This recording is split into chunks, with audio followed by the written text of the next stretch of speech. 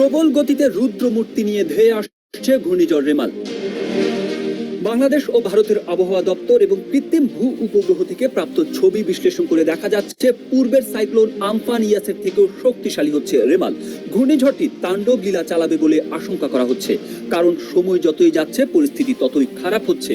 এরই মধ্যে ফুঁসে উঠছে সমুদ্র, কূলে আছড়ে পড়ছে বিশাল বিশাল ঢেউ, বেড়ে গেছে সমুদ্রের পানির উচ্চতা, সেন্ট মার্টিনে পানি ঢুকতে শুরু করেছে। ইতোমধ্যে বাংলাদেশের 10 নম্বর মহা বিপদ সংকেত এবং ভারতের রেড অ্যালার্ট জারি করা হয়েছে। বিশাল আকৃতির রেমালের বাম দিকের 30% পশ্চিমবঙ্গের দক্ষিণ 24 পরগনা জেলার উপর দিয়ে, 70% বাংলাদেশের খুলনা ও বরিশাল বিভাগের উপর দিয়ে স্থলভাগে প্রবেশ করতে পারে। স্থলভাগে আঘাত করার সময় বাতাসের সর্বোচ্চ গতিবেগ থাকতে পারে ঘন্টায় 135 কিলোমিটার। আঘাত হানার সময় 8 ফুট উচ্চতার জলোচ্ছ্বাসে উপকূল ভাগ প্লাবিত হতে পারে। এ সময় অতি ভারী বৃষ্টিপাত হতে পারে।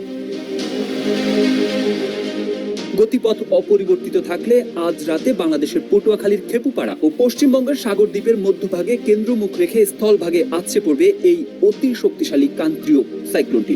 খুলনা সুন্দরবন থেকে শুরু করে চট্টগ্রাম পর্যন্ত উপকূলীয় জেলাগুলোতে পড়বে এর প্রভাব। যুক্তরাষ্ট্রের নৌবাহিনী কর্তৃক পরিচালিত জয়েন্ট টাইফুন ওয়ার্নিং সেন্টার জানায়, ঘূর্ণিঝড় রেমাল খুলনা বিভাগের সাতক্ষীরা, বাগেরহাট ও খুলনা জেলার উপর দিয়ে সরাসরি বাংলাদেশে আঘাত করার সম্ভাবনা। সন্ধ্যা থেকে সাগর উপকূল ভাগে থেমে থেমে দমকা হাওয়া সহ বৃষ্টি শুরু হয়। গভীর সঞ্চালনশীল সজল মেঘমালায় দেশের অধিকাংশ এলাকার আকাশ ছেয়ে গেছে।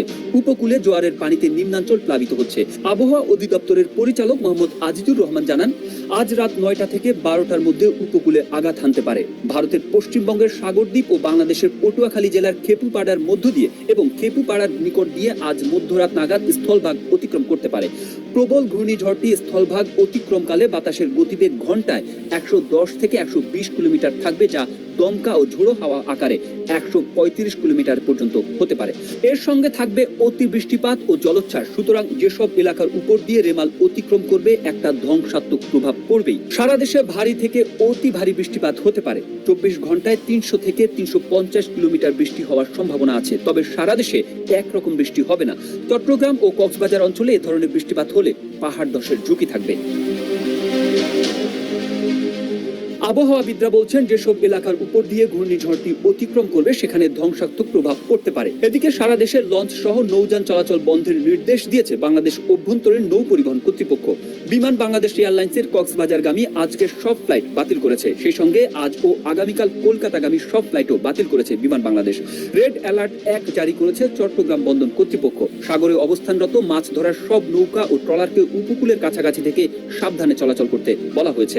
মোংলা বন্দর কর্তৃপক্ষ বন্দরের নিজস্ব অ্যালার্ট 3 জারি করেছে। পাশাপাশি জাহাজ ও জেটিতে পণ্য উঠানামা সহ বন্দরের সব কার্যক্রম শনিবার রাত 10টা থেকে বন্ধ ঘোষণা করা হয়েছে। ঘূর্ণিঝড় মোকাবিলায় সরকারের তরফ থেকে এরই মধ্যে বেশ কিছু প্রস্তুতি নেওয়া হয়েছে বলে জানা গেছে।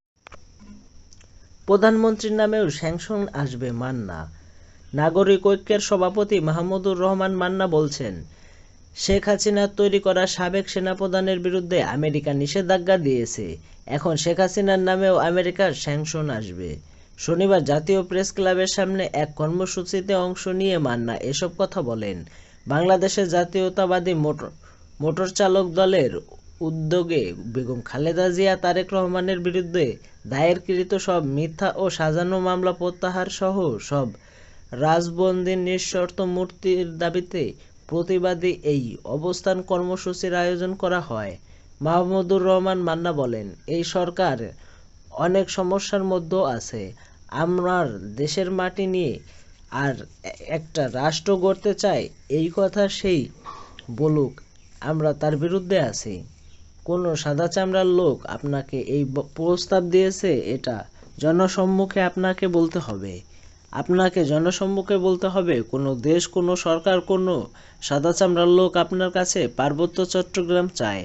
মান্না বলেন, শেখ হাসিনা তৈরি করা সাবেক সেনাপ্রধানের বিরুদ্ধে আমেরিকা নিষেধাজ্ঞা দিয়েছেন। এখন অপেক্ষা করেন, শেখ হাসিনাও স্যাংশন খাবেন। একজন বেনজির কত ধরনের দুর্নীতি করেছে। এখন হাইকোর্ট তার যত সম্পত্তি আছে সবকিছু বাজেয়াপ্ত করার নির্দেশনা দিয়েছে। বেনজিরের অবৈধ সম্পদ নিয়ে দুদক আগেই তদন্ত করতে চেয়েছিল। হাইকোর্টের নির্দেশে সেই তদন্ত বন্ধ হয়ে গেল। এটা কার নির্দেশ ছিল, জনগণ জানতে চায়। নাগরিক ঐক্যের সভাপতি বলেন, যে ব্যক্তির বিরুদ্ধে খুন ধর্ষণ মামলা ছিল তিনি আবার এমপি হন। কিভাবে সেই এমপি খুন হলো, বেনজিরের সমস্ত সম্পত্তি বাজেয়াপ্ত, সাবেক সেনাপ্রধান আইজিজ ইস্যুর নিয়ে সরকার বড় বেকায়দায় আছে, আওয়ামী লীগ আসলেই চোর চোট্টা বদমাইশের দল,